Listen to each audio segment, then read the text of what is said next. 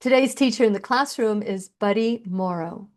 What a great conversation about the amazing work of CITA Rescue Mission and what they're doing with men, women, and children. They're helping restore, renew, refresh, revive, you name it.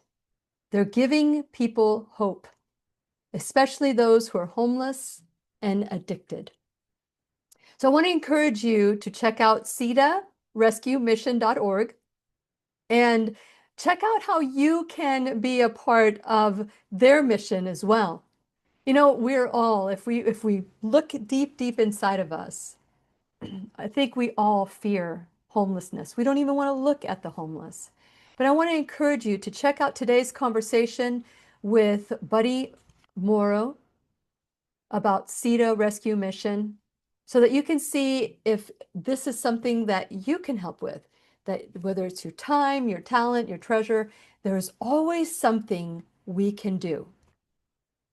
So check out the conversation today at WhenYouNeedAFriend.com. And while you're there, please, if you haven't done so already, please subscribe to the website, like and follow me on all social media, and figure out ways that you can find commonality with someone who is homeless or facing homelessness, someone who has a problem with drugs or alcohol, maybe even an addiction. Because sometimes we see in others who we are, and if it's hard for you to look at someone who's homeless or addicted, perhaps it's time to sit and ask yourself why.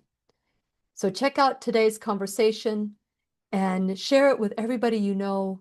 Let them know that CITA Rescue Mission does not use government funding so that they can have a Christ-centered, and that's what CITA stands for.